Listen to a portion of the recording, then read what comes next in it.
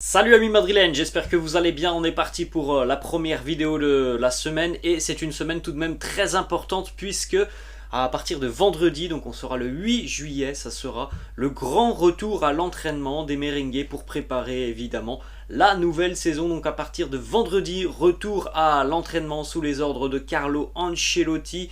Voilà un petit peu comment les prochains jours et prochaines semaines vont s'organiser pour certains joueurs qui ont joué peut-être un petit peu plus sur la fin de saison avec leur sélection internationale. Et bien pour certains, ils auront donc quelques jours de repos en plus. Donc à partir de vendredi, nous aurons au centre d'entraînement Thibaut Courtois, Andry Lunin, Alvaro Odriozola, Nacho, Jesus Valero, Ferland Mendy, Lucas Vazquez, Toni Kroos, Eduardo Camavinga, Dani Ceballos, Mariano Diaz et Borja Mayoral. 2 jours plus tard, retour des Brésiliens Eder Militao, Casemiro, Vinicius et Rodrigo. Et enfin le 14 juillet, retour de David Alaba, Dani Carvajal, Antonio Rüdiger, Fede Valverde, Luka Modric, Eden Hazard, Marco Asensio, Aurélien Tchouaméni, Karim Benzema et Luka Jovic. On continue les amis avec la petite information qui est sortie le week-end qui vient de se terminer. Le nouveau maillot du Real Madrid extérieur a été officialisé donc il y a quelques jours maintenant, après le très joli maillot blanc. Évidemment, le maillot domicile, nous avons donc ce maillot violet, le maillot extérieur du Real pour la saison à venir. On enchaîne les amis avec des informations qui concernent Karim Benzema et on a plutôt des bonnes nouvelles en ce qui concerne KB9. Ça c'est la une du quotidien AS aujourd'hui. Rénovation prioritaire pour Karim Benzema. On parle évidemment de sa prolongation de contrat. Karim est toujours lié avec le Real jusqu'en 2023. Évidemment, après la saison monstrueuse de Karim et avec son rôle majeur dans l'effectif du Real Madrid, le Real a envie de proposer une prolongation de contrat à Karim Benzema, une prolongation d'au moins 1 an, donc jusqu'en 2024. Et la bonne nouvelle, c'est que cette prolongation de contrat, il semblerait qu'elle soit déjà actée dans le précédent contrat de Karim Benzema, puisque visiblement, d'après le quotidien AS, il y a déjà une clause dans le contrat de Benzema, une clause qui stipule que si Karim remporte le Ballon d'Or, eh bien une année supplémentaire de son contrat sera automatiquement déclenchée. Donc on aura la réponse dans quelques semaines maintenant, lors de la cérémonie et de la remise du Ballon d'Or. Eh bien peut-être que voilà, avec le succès de Karim Benzema, en tout cas c'est tout ce que je lui souhaite, et bien peut-être qu'il y aura déjà donc cette clause qui sera levée, donc il n'y aura pas forcément besoin de négocier un nouveau contrat avec Karim Benzema si cette clause est bel et bien présente dans le contrat de Karim. Alors ce sont des clauses qui arrivent régulièrement dans le milieu du football. Par exemple au Real, pour Luka Modric qui a remporté le Ballon d'Or il y a 4 ans maintenant, eh bien cette clause elle était présente dans son contrat. Il avait donc automatiquement renouvelé d'1 an son contrat avec le club. Petite information du quotidien AS qui annonce ce matin que voilà, à l'heure actuelle, vous le voyez sur cette une du quotidien, du quotidien AS, il n'y a pas d'alternative sur le mercato pour remplacer Karim Benzema. Donc, d'après AS, voilà, il n'y aura pas de renfort au poste de numéro 9. Il faudra donc composer avec un attaquant qui est déjà présent au club. Donc après, voilà, il y a plusieurs options. Le quotidien AS rajoute aussi que le Real Madrid se penchera vraisemblablement sur l'arrivée d'un numéro 9 lors de l'été 2024. Et ça serait évidemment Erling Haaland qui serait pisté, puisque dans 2 ans, Erling Haaland aura déjà une clause pour quitter Manchester City. Et d'après le club merengue, ça sera peut-être le meilleur moment pour envisager un successeur à Karim Benzema. Dans 2 ans, Karim aura 36 ans. Évidemment, on discutera de son avenir. Est-ce qu'il aura toujours le même rendement sur le terrain ? Seul l'avenir nous le dira. Donc c'est pour ça que le Real pense à l'été 2024 pour engager donc de nouvelles négociations avec les représentants d'Erling Haaland. On continue les amis avec d'autres informations. Premièrement, encore une fois, c'est le quotidien AS qui annonce que du côté du staff de Carlo Ancelotti, on envisage sérieusement la possibilité d'utiliser Eden Hazard en tant que faux numéro 9 l'année prochaine. Donc voilà, comme potentiel remplaçant à Karim Benzema. On vient d'en parler il y a quelques instants. il y a des noms en attaque. Il est vrai que bon, Eden Hazard, c'est pas un véritable numéro 9, mais il pourrait être utilisé lorsque Benzema a besoin de souffler. Ensuite, autre information qui concerne Marcelo. Je sais que voilà, souvent vous me posez des questions sur Marcelo dans la barre de commentaires. Alors il ne sera pas au Real, hein, on le sait tous. À l'heure actuelle, Marcelo a 4 grosses propositions devant lui, des propositions qui le feraient rester déjà en Europe, dont 2 qui pourraient potentiellement lui permettre de rester en Liga.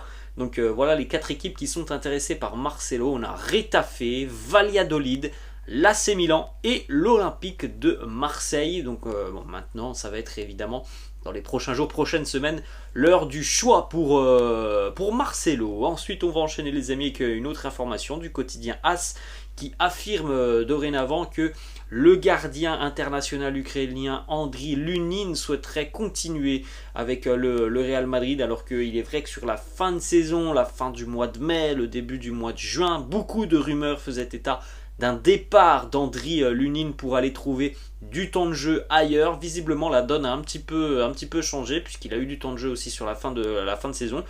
Il y aurait eu aussi en fin de saison une discussion avec Carlo Ancelotti, et puis il est devenu aussi papa il y a quelques semaines, Andriy Lunin, donc il n'a pas non plus envie de chambouler toute sa vie. Donc à l'heure actuelle on serait proche tout simplement de voir Andriy Lunin être le numéro 2 du Real l'année prochaine, comme ce fut le cas cette année.